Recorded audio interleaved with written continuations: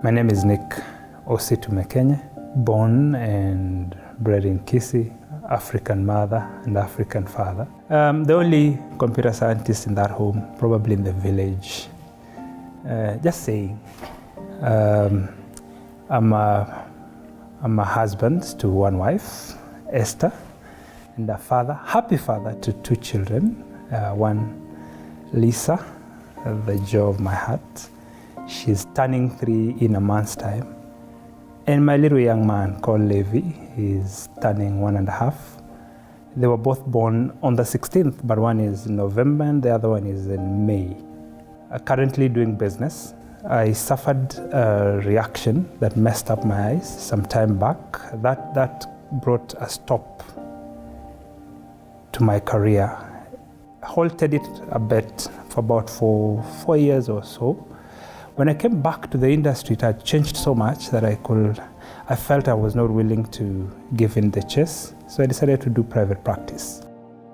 I grew up in the 80s, and life in the 80s was not what we see in the 90s, not even what we see of late. I had a very strict father, but my father was strict in the areas of duty to farm and taking care of his cattle. My mother was very strict when it came to issues of values. I had to be honest, I had to be very clean, I had to be a Sabbath keeper. Every single thing I did, it revolves around those principles. Being the eldest of the boys, the standard was high. And my mother was a teacher then, now she's retired. My dad was a banker. My mom had all the time with us. She ran us left, right, center to make sure that we are who we are today. Like they always say, we'll not be here without our mothers. She taught me Jesus. She taught me faith. She in fact, not teaching, she pushed it. When I couldn't understand where we're heading to, she made sure that I had to get it. I happened to meet a lady who is my wife now, Esther, in 2009. Esther and I are very different. Very different in the sense that I want things done now and to the level I want now. Essie is the lady who will not break her back because tomorrow is a day. If the clothes piled are not on her bed, that doesn't take away anything from her sleep. For me, I will stay the night, organizing those shirts one after the other, meeting after meeting, and that suit has to be in place for a Sabbath. If it's a holy com, it has to be on the 7th row, on the 2nd wardrobe, and the shoe has to be clean, you understand? And the 3 years we were seeing each other, the biggest trouble I've ever made and the decision I've ever made, the biggest, is who to settle down with. I mean, trying to match these qualities to some humble, kind, respectful, urban girl, able to do all these things, was impossible. I mean, it's something that I used to tell myself, having had about 30-something relationships. I would do 3 more to hit 40 of something. But when Essie came in, something else also happened. I suffered a reaction. And that reaction took me long before I could come out of it. It was life-threatening. It took me to ICU close to a month. Steven Johnson syndrome. For those who know, probably about 10, one survives. And that one person who survives, probably blind or organ failure, kidney stuff. I went through that.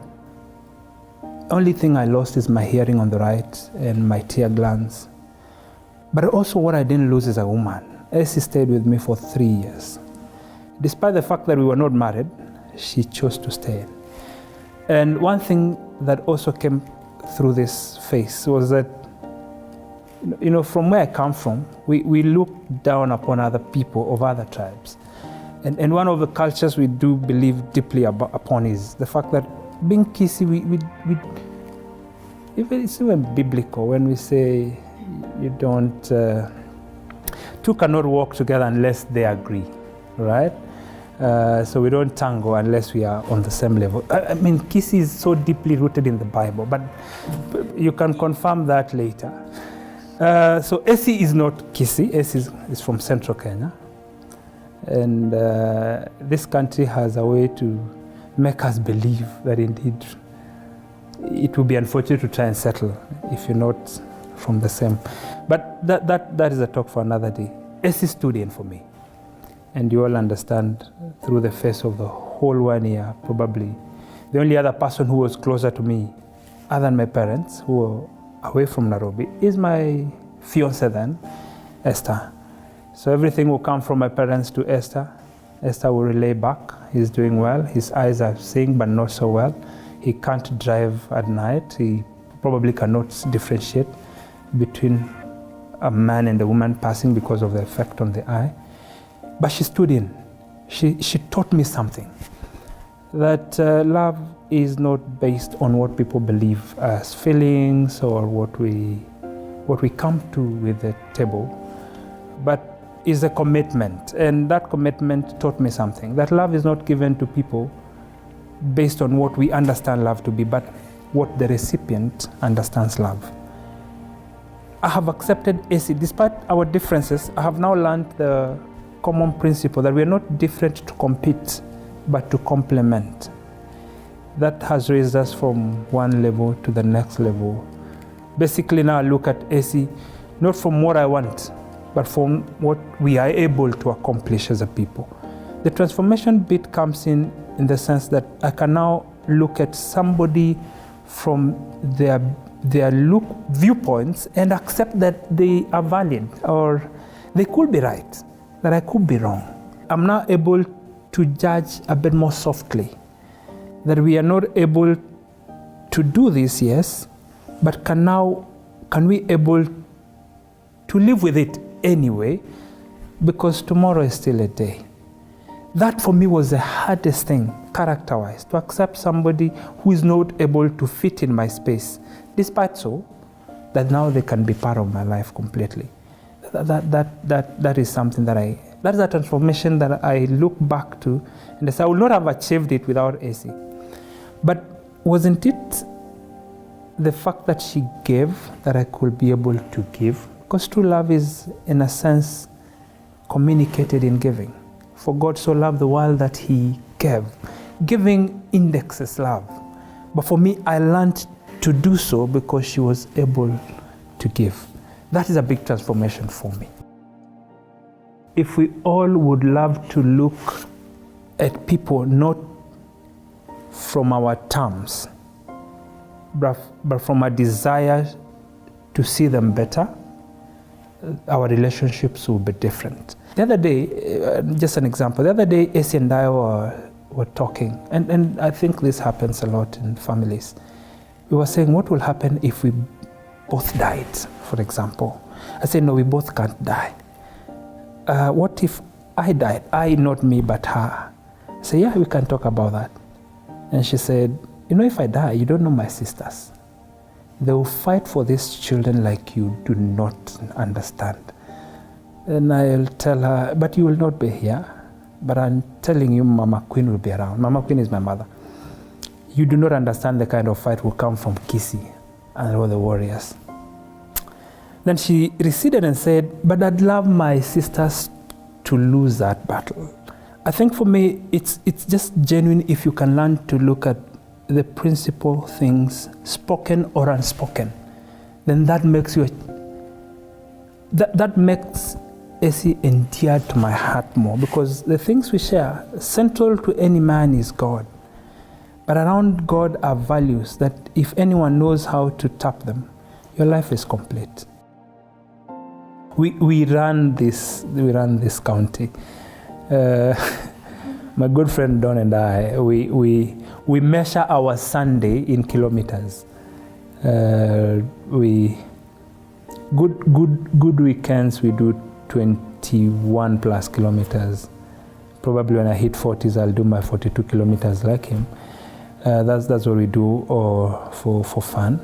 I have a new mantra in life: new day, new sweat. I don't start my day without sweat. It is possible to live without anything. It is possible. Accidents take away our eyes. Accidents take away our limbs. Accidents take away our loved ones. Accidents can take anything from us. One thing we can't live without is hope. Hope that tomorrow will be better.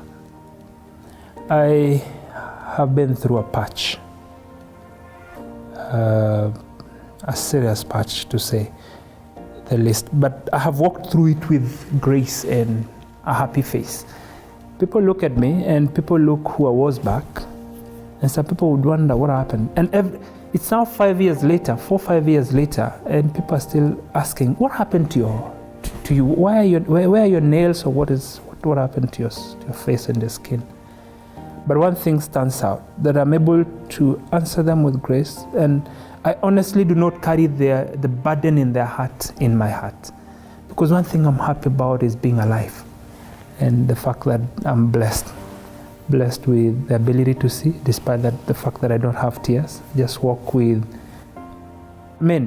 what would be heavier, for me to lose my sight or lose my tear glands, or lose my hearing on one end or lose both? So I always have a reason to thank God.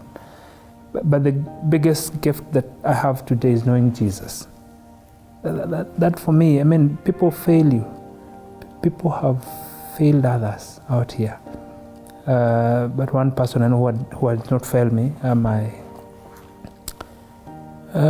wife, my friends. Some of them have been very close. But one person I know who makes this happen, or one being that makes all these things happen, is Jesus. So let's all, if anything happens, we could lose anything and we could lose everything. But never let go of hope that tomorrow will be okay, that Jesus will not let us off his grip, if anything.